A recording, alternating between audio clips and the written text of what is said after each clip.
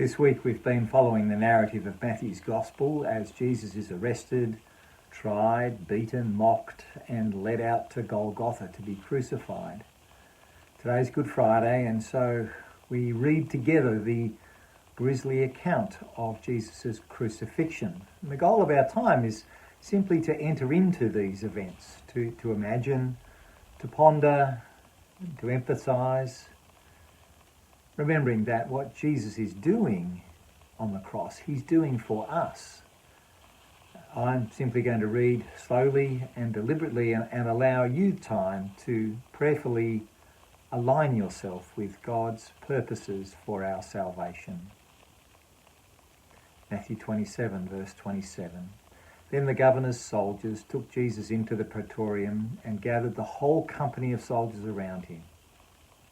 They stripped him and put a scarlet robe on him, and then twisted together a crown of thorns and set it on his head.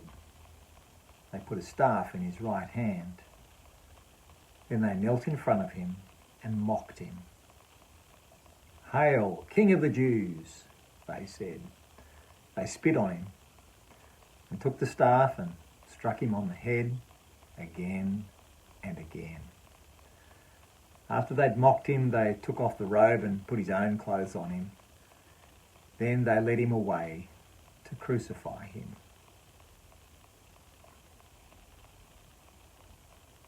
As they were going out, they met a man from Cyrene named Simon, and they forced him to carry the cross.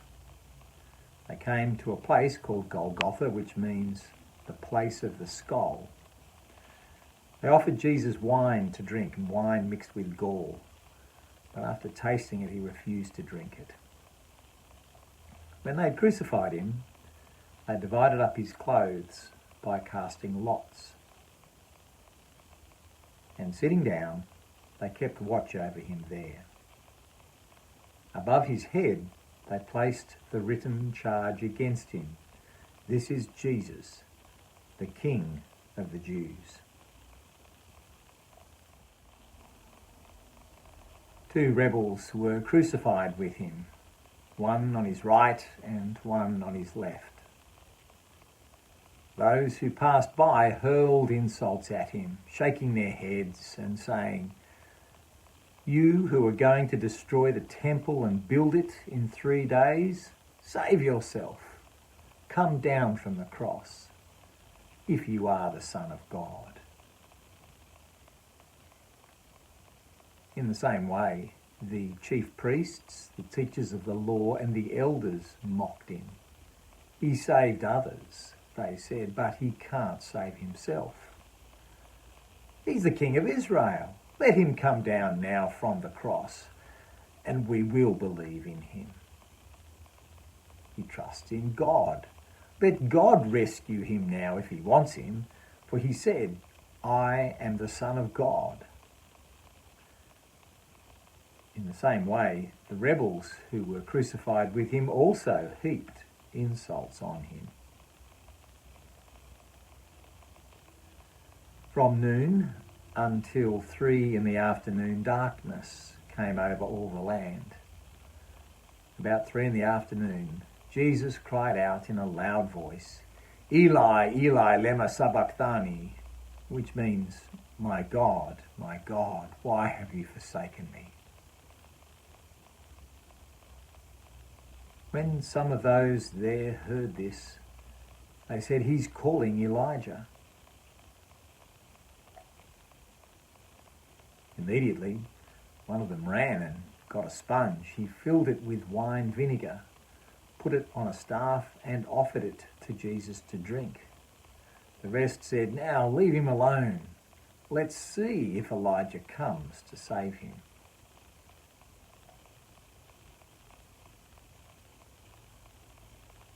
And when Jesus had cried out again in a loud voice, he gave up his spirit.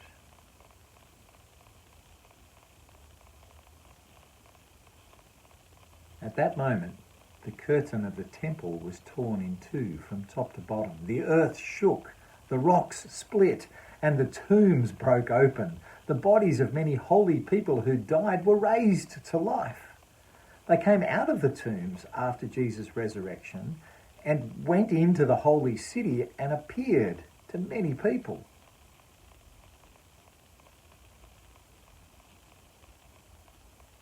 When the centurion and those who were with him guarding Jesus saw the earthquake and all that had happened, they were terrified and exclaimed, "Surely he was the Son of God."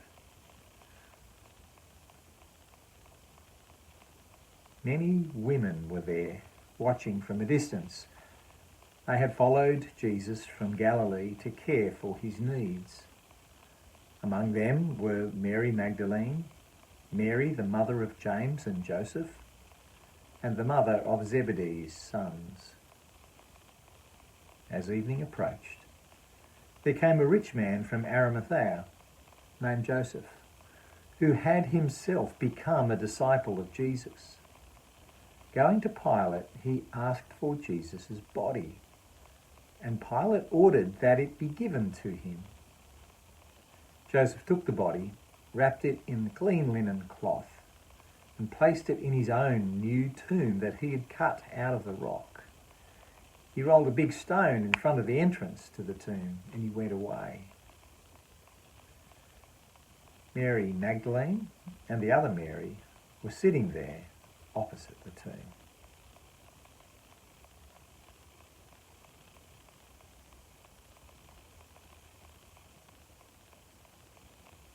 Early this Sunday morning there will be a special extra edition of these daily devotionals.